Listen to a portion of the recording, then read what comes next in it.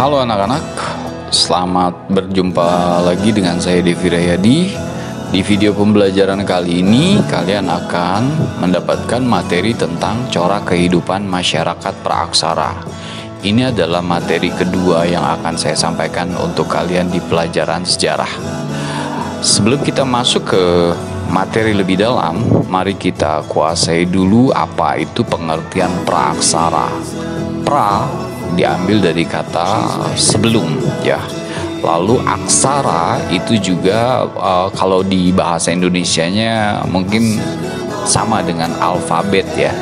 Jadi kalau kita lihat di video ini ada alfabet Mesir, ada alfabet hiragana Jepang, ada alfabet Arabik, ya kan, ada juga Latin dan juga ada Sanskrit.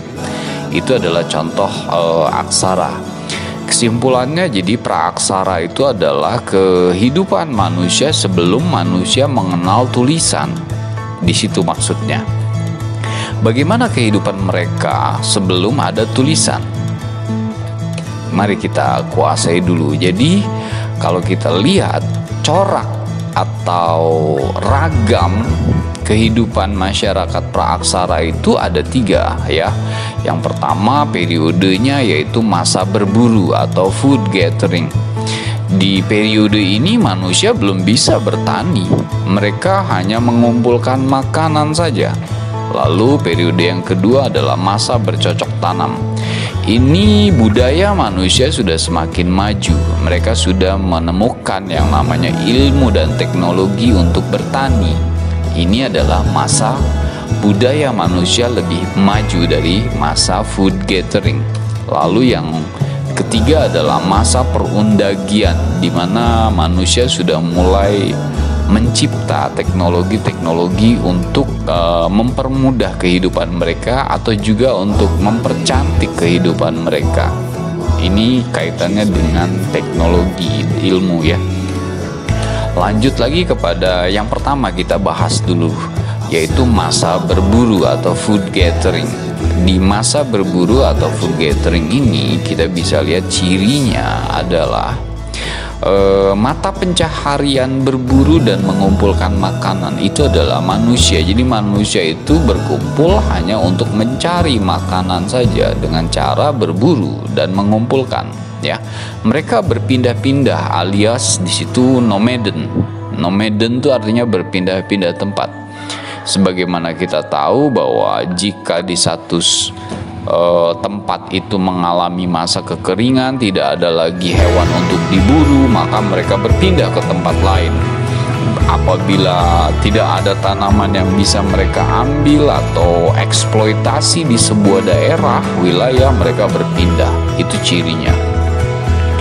Nah, pada perkembangannya ada juga mereka yang hidup-hidup di gua atau di tepi pantai atau di tepi sungai, ya. Kita lihat peradaban sungai-sungai besar di dunia, sungai Nil di Mesir atau sungai Gangga di India atau Yangtze di Cina, ya. Masyarakat hidup di pinggir-pinggir sungai tersebut karena mereka mudah untuk mendapatkan makanan.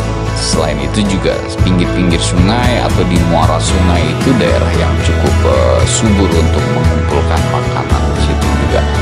Lalu yang selanjutnya kita masuk ke dalam masa ketika mereka sudah mulai mampu untuk bertani. Mereka manusia corak kehidupannya ketika mereka sudah bisa bertani, mereka mulai menetap tinggal di suatu tempat pada tempat tertentu dan memproduksi makanan sendiri. Ilmu pengetahuan pertama manusia yang untuk hidup ini kebutuhannya adalah untuk bertani, karena ini kaitannya dengan makan, ya. Lalu mereka mulai mengenal sistem pertumbuhan pohon dan mulai membuka lahan, hutan-hutan dibuka untuk bisa mereka jadikan lahan bertani. Selanjutnya, jika tanahnya tidak subur, mereka juga akan berpindah lagi.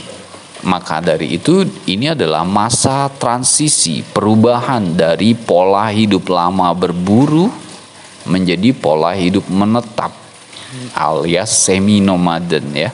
Selanjutnya mereka juga sudah mulai mencoba membuat alat-alat bercocok tanam seperti liung atau gerabah atau kampak ya, seperti itu. Itu adalah masa bercocok tanam.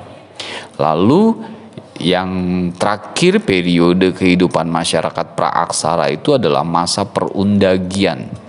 Di sini mereka mulai tinggal di sebuah perkampungan dalam waktu yang cukup panjang lama ya. Nah, mereka sudah memiliki kemampuan untuk mengolah alat logam seperti membuat cincin. Nah, di sini sudah mulai mengenal yang namanya teknik-teknik pembuatan perhiasan dan juga peralatan yang bahannya tuh dari metal atau logam. Manusia sudah mulai masuk ke sana. Mereka sudah mulai mengenal perunggu, mereka sudah mulai mengenal emas, besi ya, untuk dipakai untuk bisa juga mereka jadikan itu sebagai alat barter dalam kehidupan perdagangan mereka.